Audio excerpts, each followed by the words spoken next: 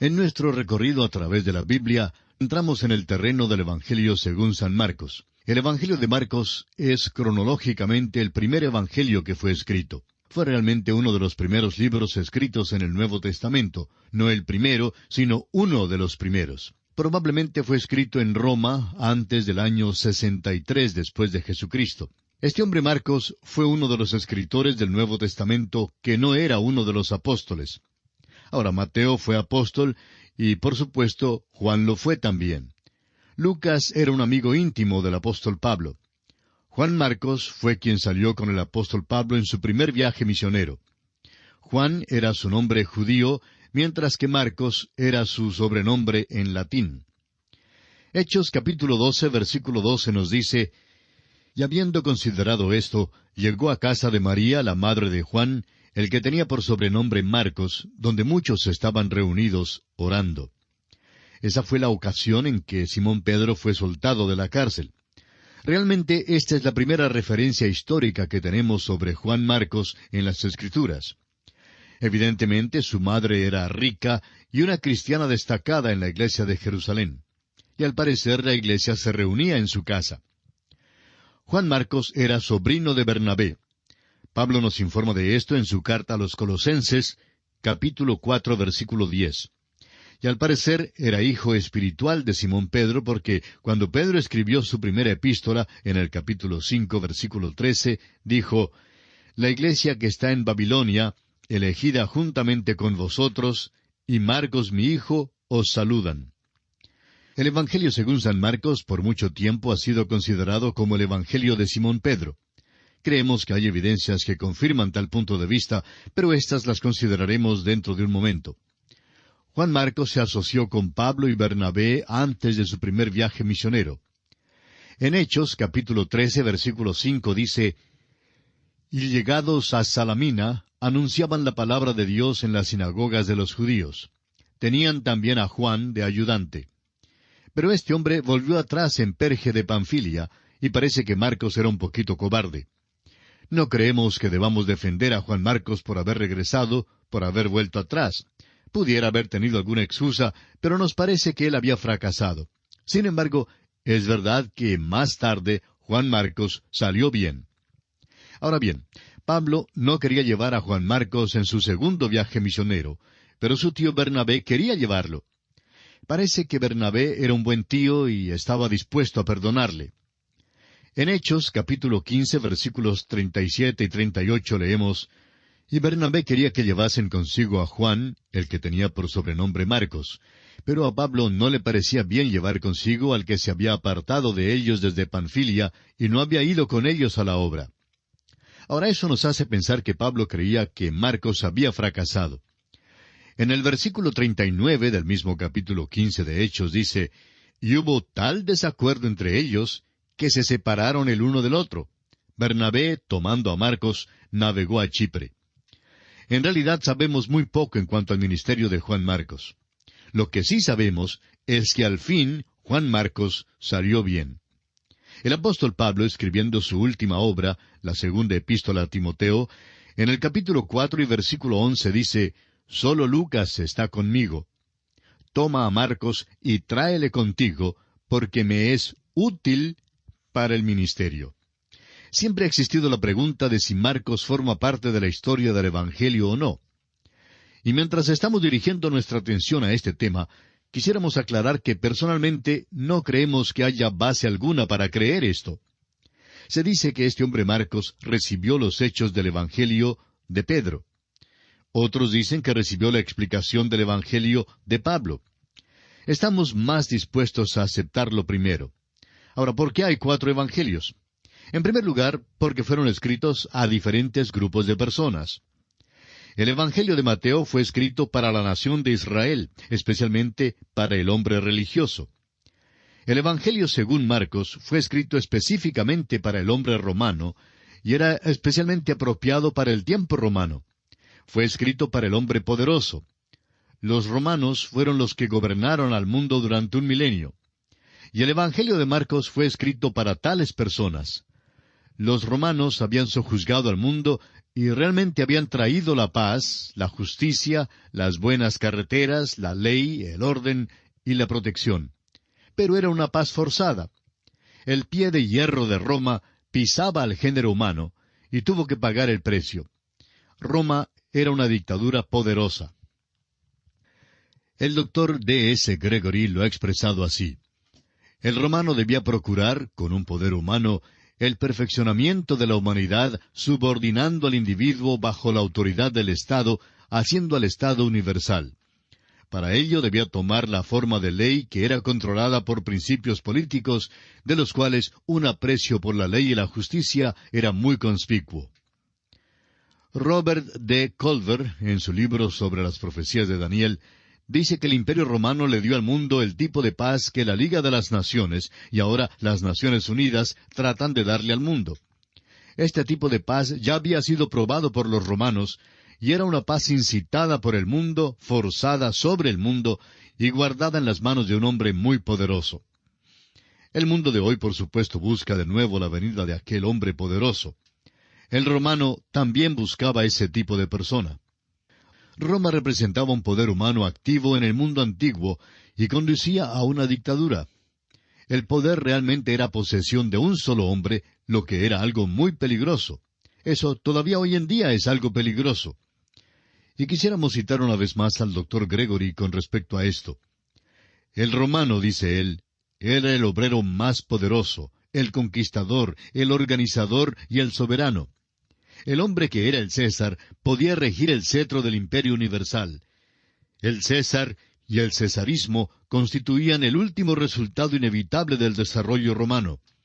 Cuando al hombre se le había hecho sentir en lo más profundo de su ser que la justicia natural en las manos de un déspota humano era algo terrible para el hombre pecaminoso, el Espíritu Santo propone recomendar nuestra aceptación de Jesús de Nazaret como nuestro soberano y Salvador, el libertador esperado del mundo. Hasta aquí la cita del doctor Gregory. Estamos entrando en una posición cercana hoy al día en que habrá un estado policíaco mundial que será gobernado por un solo hombre. Será un reinado satánico sobre hombres pecaminosos quienes clamarán por la liberación. El único que podrá librarles será el Señor Jesús mismo cuando Él venga otra vez. El apóstol Pablo escribió a los romanos en el capítulo 1, versículo 16, diciendo: «Porque no me avergüenzo del Evangelio, porque es poder de Dios para salvación a todo aquel que cree». Aquel poder, amigo oyente, es el que puede extender la misericordia. En los días en que reinaban los Césares, el mundo suspiraba por la misericordia, pero todo lo que recibió fue poder. Era un tiempo cuando nadie se atrevía a resistir ese poder, porque resistirlo significaba la muerte misma. Era imposible huir de ese poder, y nunca se podía salir de los límites de aquel poder. Fue en aquel tiempo cuando Dios envió un mensaje especial para aquel segmento de la población, y Juan Marcos fue su escritor. Ahora, Juan Marcos nos da el relato del Evangelio de Simón Pedro. La iglesia primitiva creía que eso era verdad y así lo sostuvo. Por ejemplo, Papias, uno de los primeros padres de la iglesia, anotó que Juan Marcos recibió su Evangelio de Simón Pedro, y quisiéramos citarle ahora. Dijo Papias: «Marcos, el intérprete de Pedro, escribió con mucho cuidado todo lo que él recordó, pero no según el orden de los discursos ni de las obras de Cristo». Ahora Eusebio dice que tal luz de piedad resplandeció en las mentes de aquellos que oyeron a Pedro, que no quedaron satisfechos con oír una sola vez, ni con la doctrina no escrita, sino que seriamente imploraron a Marcos que les pusiera por escrito la doctrina que habían recibido mediante la predicación. Y así fue que recibimos el Evangelio de San Pedro por medio de Juan Marcos. Es un evangelio de acción porque Simón Pedro era tal tipo de hombre. Es un evangelio de acción escrito para el hombre romano, un hombre de acción. Hagamos ahora una comparación de los 4 evangelios. Mateo presenta a Jesús como el rey, como el león. Marcos presenta a Jesús como el siervo, el buey. Lucas presenta a Jesús como el Hijo del Hombre, cara del hombre. Juan presenta a Jesús como el Hijo de Dios, el águila. En Marcos, Jesús pone a un lado el ropaje real de su propia majestad y se ciñe el paño de servicio. El énfasis en Marcos es sobre el hacer y no sobre el hablar. Los milagros predominan en este Evangelio. Los 4 evangelios también pueden ser comparados considerándolos como diarios metropolitanos. Mateo lleva los avisos y los anuncios. He aquí, el reino de los cielos se ha acercado. Ahora Lucas lleva las ediciones extras, los cánticos de la Natividad, las parábolas del buen samaritano y del hijo pródigo. Juan, por su parte, escribe los editoriales, acerca del discurso sobre el pan de vida, la luz del mundo y el discurso en el aposento alto. Marcos lleva los titulares excitantes, Jesús vino, Jesús solo, y ha resucitado. El versículo clave de este Evangelio de San Marcos lo encontramos en el capítulo 10, versículo 45. Allí dice, «Porque el Hijo del Hombre no vino para ser servido, sino para servir y para dar su vida en rescate por muchos». Veamos ahora las características del Evangelio de San Marcos. Primero, Jesús vino. Marcos arraiga esta frase en la profecía de Isaías y en la proclama de Juan el Bautista. Jesús es presentado como el siervo de Jehová. Esto da cumplimiento a la profecía de Isaías, capítulo 42, versículos 1 y 2, donde dice, «He aquí mi siervo, yo le sostendré, mi escogido, en quien mi alma tiene contentamiento. He puesto sobre él mi espíritu. Él traerá justicia a las naciones. No gritará ni alzará su voz, ni la hará oír en las calles». Bernard, en las conferencias de Bampton en 1864, dijo en cuanto al Evangelio de Marcos, «Lo dicho por San Pedro a Cornelio ha sido considerado como un lema apropiado para este Evangelio. Dios ungió con el Espíritu Santo y con poder a Jesús de Nazaret, quien anduvo haciendo bien y sanando a todos los oprimidos por el diablo». Cristo anduvo haciendo bien. Cuán desconcertante es que nosotros nos quedamos tan satisfechos con simplemente andar. Leemos muchísimo hoy en día en cuanto a las protestas y las marchas. Oímos hablar de los bienhechores, tanto políticos como predicadores. Todos hablan en cuanto a hacer el bien, pero no lo hacen. Simplemente están andando, pero no haciendo bien.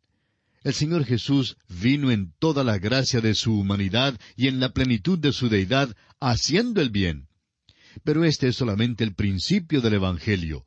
Él murió y resucitó, y no fue sino hasta entonces que Él dijo a los suyos, «Id por todo el mundo y predicad el Evangelio».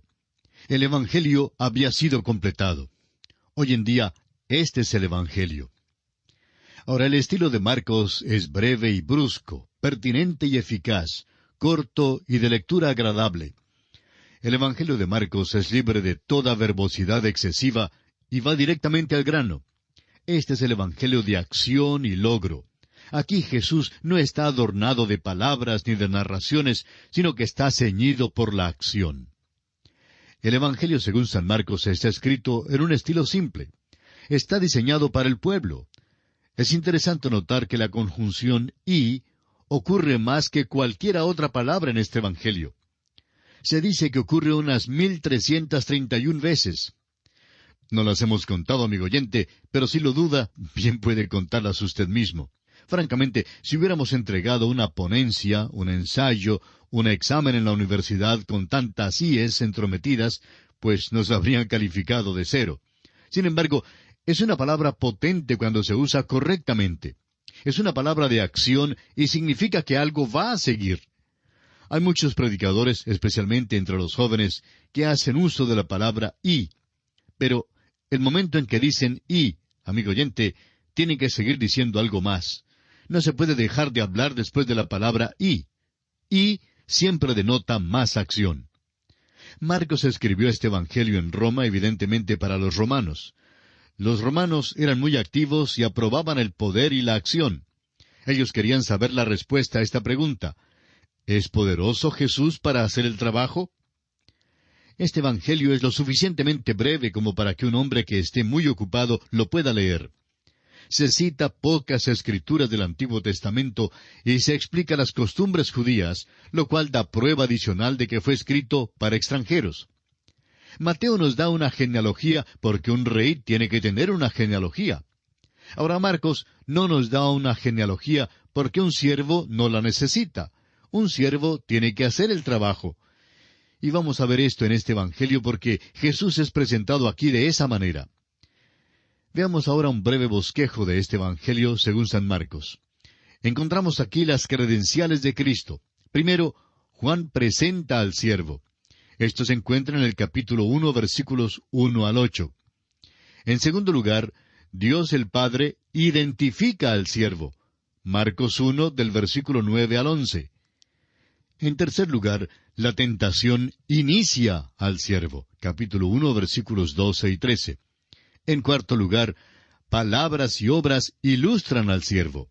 Marcos 1, versículo 14, hasta el capítulo 13, versículo 37. Y esto se divide en dos secciones. Primero, ilustran al siervo por medio de milagros.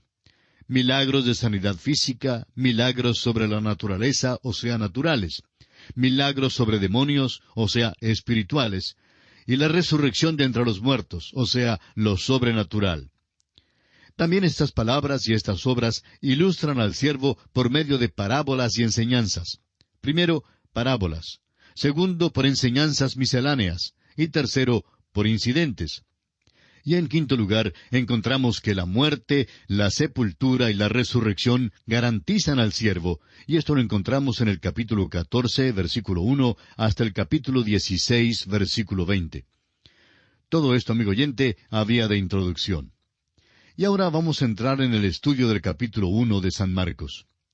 En este capítulo, Juan anuncia y bautiza a Jesús. Jesús es aprobado por el Padre, es tentado por Satanás. Principia su ministerio en Galilea. Llama a 4 discípulos. Echa fuera a los demonios. Sana a la suegra de Pedro. Ora y sana a un leproso. Probablemente hay más contenido en este capítulo de Marcos que lo que hay en cualquier otro capítulo en toda la Biblia. Compárele, por ejemplo, con Génesis capítulo 1. Abarca este capítulo el ministerio de Juan el Bautista después de volver nuestra atención al Antiguo Testamento, a las profecías de Isaías y de Malaquías. Incluye el primer año del ministerio de Jesús. Luego, siguiéndole paso a paso en sus actividades de un sábado muy ocupado. Concluye el capítulo con la obra poderosa de Cristo al sanar al leproso. Aquí veremos que a pesar de la atención de su vida activa, Jesús siempre apartó tiempo para la oración. Este capítulo tan lleno de contenido se hace notable por la ausencia de una genealogía, la cual es un aspecto tan sobresaliente en el Evangelio según San Mateo. Ya hemos declarado por qué no se halla la genealogía de Jesús en San Marcos. Un rey necesita una genealogía, pero un siervo necesita referencias y no una partida de nacimiento. Para el siervo no es cuestión de sus antepasados, sino de sus acciones. ¿Es capaz o no de hacer el trabajo? El siervo de Jehová se señala aquí por sus logros. Además de esto, a los romanos y a los otros pueblos gentiles no les importaría la genealogía de Jesús, la que databa desde Abraham. Al comenzar el estudio del texto de este Evangelio, vamos a pedirle a Dios que nos ponga en una relación vital con Jesús. Vamos a contemplar al Señor Jesucristo. El doctor A. J. Gordon escribió, «La mirada salva, pero la contemplación santifica». Consideremos ahora las profecías con respecto a la vida de Juan el Bautista. Leamos los primeros 3 versículos de este capítulo 1 de San Marcos. Principio del Evangelio de Jesucristo, Hijo de Dios. Como está escrito en Isaías el profeta, «He aquí yo envío mi mensajero delante de tu faz, el cual preparará tu camino delante de ti. Voz del que clama en el desierto, preparad el camino del Señor, enderezad sus sendas». Este no es el principio de Juan ni de Jesús. Es el principio del Evangelio, cuando el Señor Jesús vino a esta tierra y murió en una cruz y resucitó. Ese, amigo oyente, es el Evangelio. Hay 3 principios que se registran en las Escrituras, y vamos a notarlos en orden cronológico. Primero, en el principio era el Verbo. Juan 1:1. Esto vuelve a un principio sin fecha, un principio antes de todo tiempo. Aquí la mente humana solo puede andar a tientas. Es lógico más bien que cronológico, porque, en nuestra opinión, tenemos que tener algún punto de partida en alguna parte del pasado para poder tener una base o principio. Si vemos un avión en el aire, Suponemos que debe haber un aeropuerto en alguna parte. Puede que no sepamos dónde está, pero sabemos que el avión despegó de algún lugar. Asimismo, cuando miramos alrededor, al universo, sabemos que partió de algún lugar y que en alguna parte hay un Dios. Pero no sabemos nada en cuanto a aquel principio. Dios sale de la eternidad para encontrarnos. Nosotros simplemente pensamos en alguna parte donde Él puede encontrarse lo más lejos en el pasado que podamos recordar, y tenemos que admitir que Él ya existía aún antes de eso. En segundo lugar, en el principio Dios creó los cielos y la tierra. Génesis 1:1. Aquí es donde pasamos de la eternidad al tiempo. Sin embargo, aunque muchas personas han tratado de fechar a este universo, ningún hombre hasta el momento ha podido medir el tiempo exacto de su existencia. Las suposiciones de los hombres han variado desde los 6,000 años hasta los 3 billones de años o más. Bien, podríamos volver aún más allá de lo que alguien pueda suponer. El universo probablemente ha estado aquí por un tiempo larguísimo. Conocemos tan poquito ahora, pero cuando lleguemos a la presencia de Jesucristo, donde conoceremos aún como somos conocidos, nos daremos cuenta de cómo hemos visto, como por un espejo, oscuramente. Estamos seguros que nos admiraremos de nuestra torpeza e ignorancia. Nuestro Dios, amigo oyente, es un gran Dios. Él tiene tiempo en abundancia. Y aquí vamos a detenernos por esta ocasión. Continuaremos estudiando el capítulo 1 del Evangelio según San Marcos, Dios mediante, en nuestro próximo programa. Que el Señor le bendiga, es nuestra ferviente oración.